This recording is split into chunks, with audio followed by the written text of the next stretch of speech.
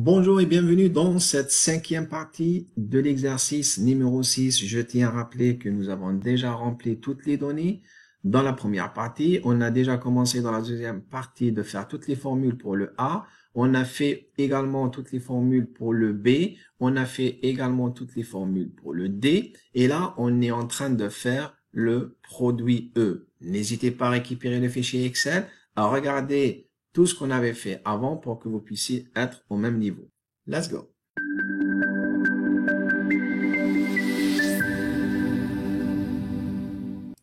Aussi, n'oubliez pas de liker la vidéo, de s'abonner à la chaîne et d'activer la cloche pour recevoir toutes les nouveautés.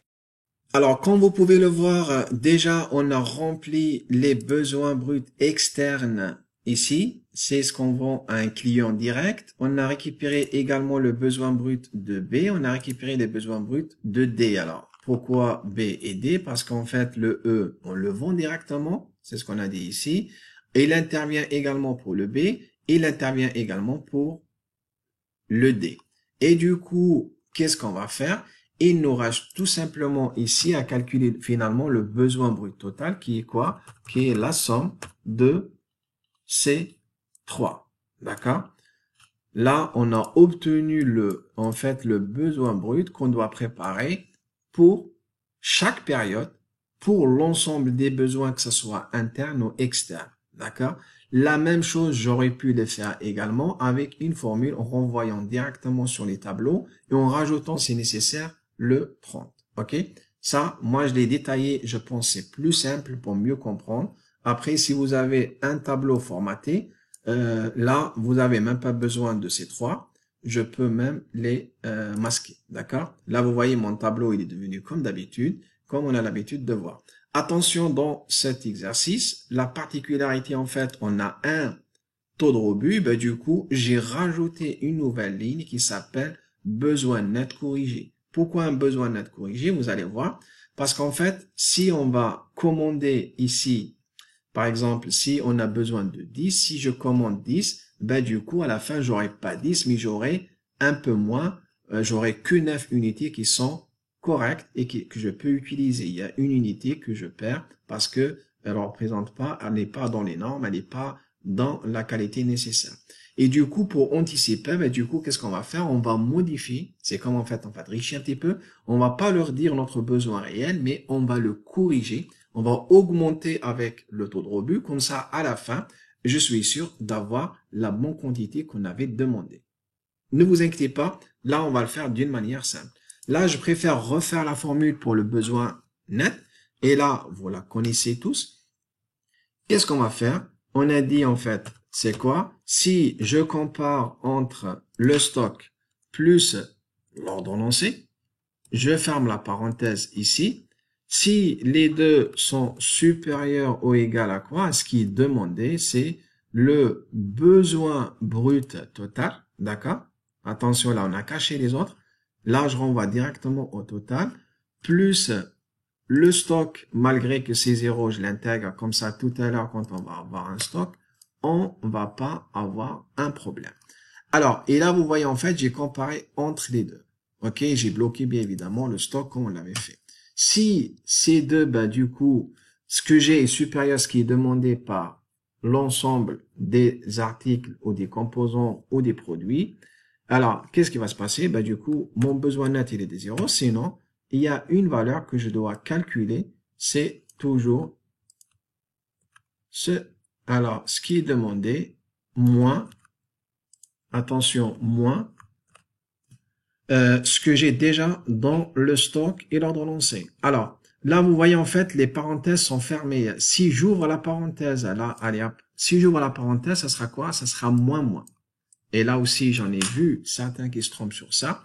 On peut garder les parenthèses ouvertes, mais il faut mettre un moins. Fermé, il faut absolument qu'on garde le plus à l'intérieur. D'accord? Là, j'essaie de traiter de deux manières. Comme ça, vous avez le choix et la possibilité. Comme ça, vous ne serez pas surpris si vous voyez la même chose dans un autre exercice. Là, vous voyez, finalement, j'ai tiré. Là, vous voyez, il calcule. Il me dit pour la première période, comme on a déjà 60 plus 140, et là, il y a un besoin de 170. Il n'y a aucun besoin. Là, j'ai 150 parce que là, 0, 0, ben, là, ça fonctionne, ça a l'air de fonctionner correctement.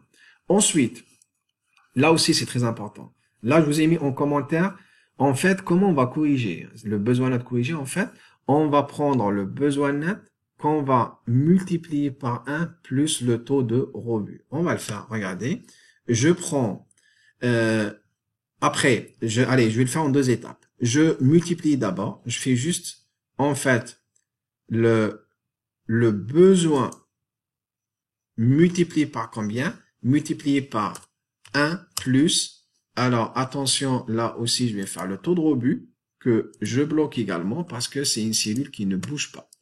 Là, alors, c'est presque parfait. Attention, là je reviens pour corriger quelque chose.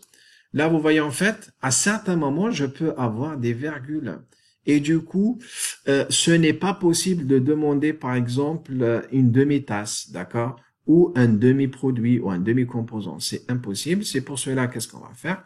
On va toujours réfléchir et arrondir à l'unité supérieure. Il vaut mieux avoir une unité en plus qu'une unité en moins. C'est pour cela, toujours quand on commente, d'accord? Quand on corrige, on arrondit toujours à l'unité supérieure. Et du coup, si vous voulez, je vais faire tout ça. Je vais faire juste CTRL X. En fait, je l'ai coupé. Et je vais mettre juste arrondi, comme on l'a fait tout à l'heure, arrondi dessus. Et là, je vais mettre ce que CTRL C, ce que j'avais copié tout à l'heure. Et virgule, 0. Alors, 0, pourquoi? 0, c'est juste en fait, s'il trouve aucune valeur, qu'est-ce qu'il va faire? Ben, il va mettre 0. Et là, en fait, on a arrondi. Alors, la différence maintenant, quand on va faire, quand on va tirer, vous allez voir ici, hein, surtout pour cette là, hop, là, vous voyez, il la passe à l'unité supérieure. Ici, pareil, il va la passer à l'unité supérieure. Et là, du coup, c'est parfait. Notre formule, elle prend en compte également l'arrondi supérieur. Elle va arrondir toujours et automatiquement à l'unité supérieure. Maintenant, mon stock, qu'est-ce qui va me rester? Pareil, ça ne change pas. C'est le stock de départ, plus si j'ai commandé ici une quantité, plus l'ordre lancé, il faut pas l'oublier du tout, parce que ça aussi, il y a plein qui se trompent sur ça, moins le besoin brut. OK? Là, qu'est-ce qui va me rester? Il va me rester 30 dans le stock. Je tire jusqu'à la fin. Et là, vous voyez pareil, mon stock est négatif, il n'y a aucun souci. D'accord? La position de stock, c'est on fait rien du tout. Vous avez dans certains exercices une ligne comme on l'avait traité dans l'exercice numéro 5. Maintenant, j'arrive ici et là, finalement, c'est simple parce qu'on est dans l'opolo en fait. Qu'est-ce que je vais lui dire? Je vais lui dire, attention, je veux commander également le besoin exact. Mais attention, attention. Là, si on n'avait pas un taux de rebut, d'accord? Du moment où on a un taux de rebut, il faut absolument qu'on le prenne en compte. Et du coup, là, on inverse un petit peu. Ça, c'est la particularité quand on a un taux de rebut. Et du coup, si cette quantité que je vais commander début, alors regardez, je fais comme ça, commander début, ici. Mais par contre, quand je la reçois, il faut que j'enlève le taux de rebut. OK? Ça, on l'a augmenté avec le taux de rebut. Vous voyez, en fait, j'avais besoin uniquement de 120. Mais moi, je vais leur demander de me préparer 130. OK? C'est ça, en fait. Là, et pourquoi j'ai décalé d'une seule période? Parce qu'ici, j'ai une seule période. Attention aussi. Si vous avez deux périodes, ben, il faut décaler avec deux périodes, trois périodes, ainsi de suite. Là, j'ai décalé avec une seule période. Je tire. Et ensuite, par contre, ici, c'est pour cela aussi je l'ai mis en rouge, il faut absolument faire très attention. Quand je reçois les 132 que j'ai reçus, que j'ai commandé, quand je les reçois, il faut que j'enlève la quantité qui est défectueuse, que je ne peux pas utiliser, et elle est représentée par le taux de rebut. Et du coup, quand on va prendre celle-là, égale, je vais le faire en deux temps aussi, attention. Déjà, la formule toute simple, en fait, pour trouver combien on va recevoir, c'est la quantité prévue début, c'est ce que je vais leur demander. Et là, je vais la diviser par quoi? Je vais la diviser entre parenthèses, comme je l'ai multiplié aussi par 1 plus le taux de rebut. Et là aussi, je bloque. OK, je bloque. Et là, en fait, qu'est-ce qu'il va me donner? Il va me donner aussi exactement ce que je veux. Vous voyez, en fait, il y a un lien direct avec... là, j'avais besoin de 120. Je les ai corrigés à 132. J'ai commandé 132. Et finalement, quand je reçois, j'enlève et il me reste 120. Attention aussi, là, je l'ai pas mis, mais regardez ici, par exemple, j'ai des virgules. Ça veut dire quoi, en fait? Je reçois, comme on est en train de faire des calculs, là, c'est pas la réalité. Là, regardez, vous voyez, je reçois 55,45.